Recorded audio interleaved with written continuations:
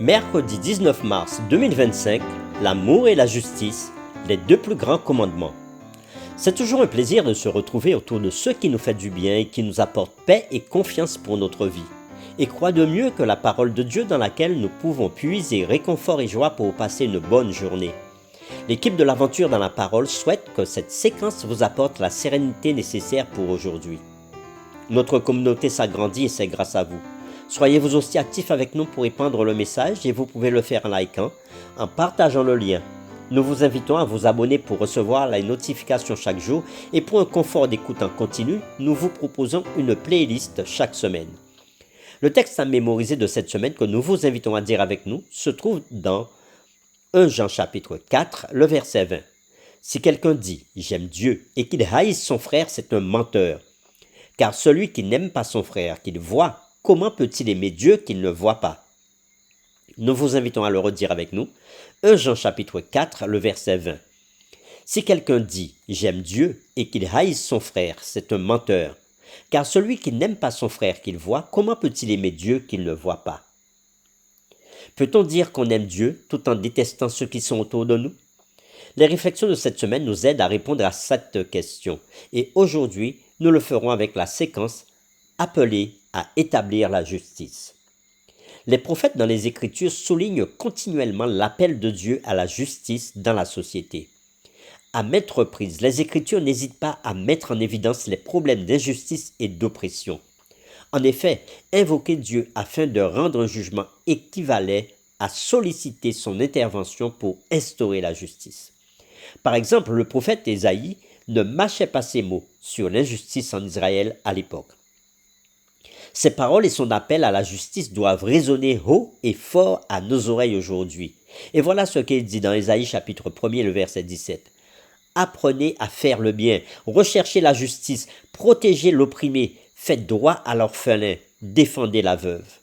Fin de citation. De plus, il proclame le malheur contre ceux qui prononcent des ordonnances iniques et volent le droit aux malheureux.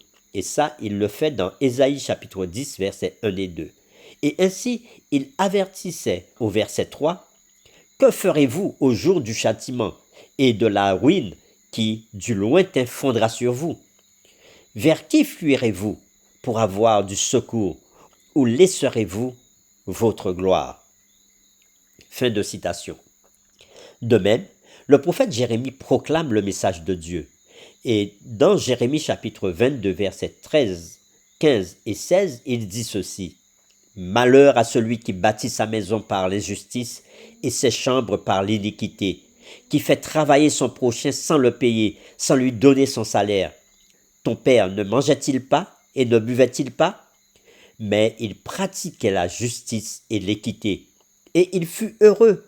Il jugeait la cause du pauvre et de l'indigent. Et il fut heureux. N'est-ce pas là le méconnaître, dit l'Éternel? » Fin de citation.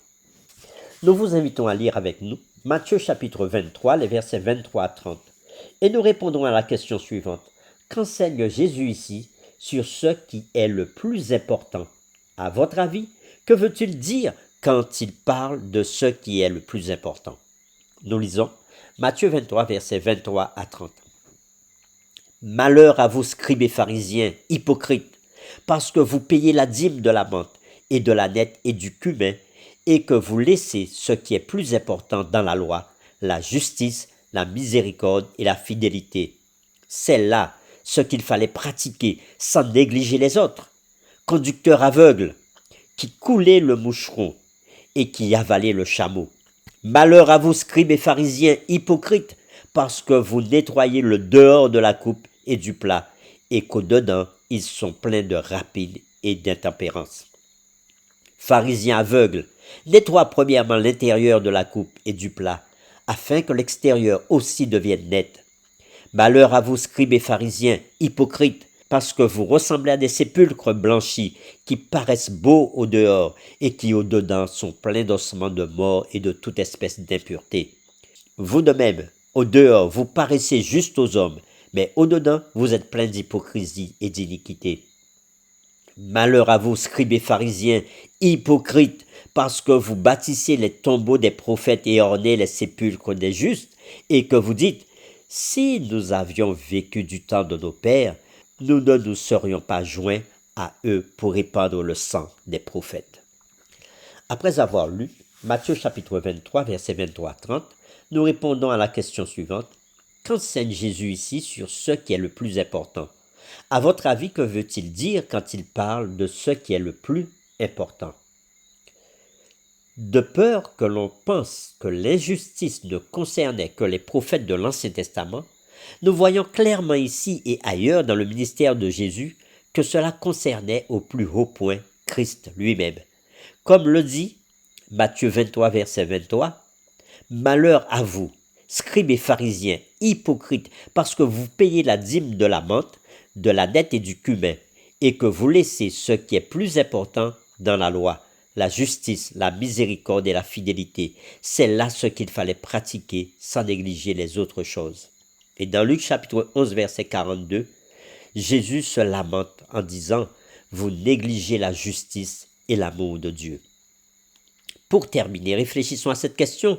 Si vous devriez vous concentrer sur ce qui est le plus important aujourd'hui, à quoi cela ressemblerait-il par opposition à la dîme de la menthe, de la dette et du cumin, sur laquelle nous pourrions nous concentrer à tort? Nous vous invitons à prier avec nous. Seigneur notre Dieu, nous venons avec reconnaissance devant toi aujourd'hui parce que tu nous donnes une grande leçon. Une leçon qui nous pousse à l'humilité et qui nous pousse à reconnaître que la justice est importante dans ce monde injuste dans lequel nous vivons. Oui, la justice est plus importante que de payer toutes sortes d'offrandes et toutes sortes de choses.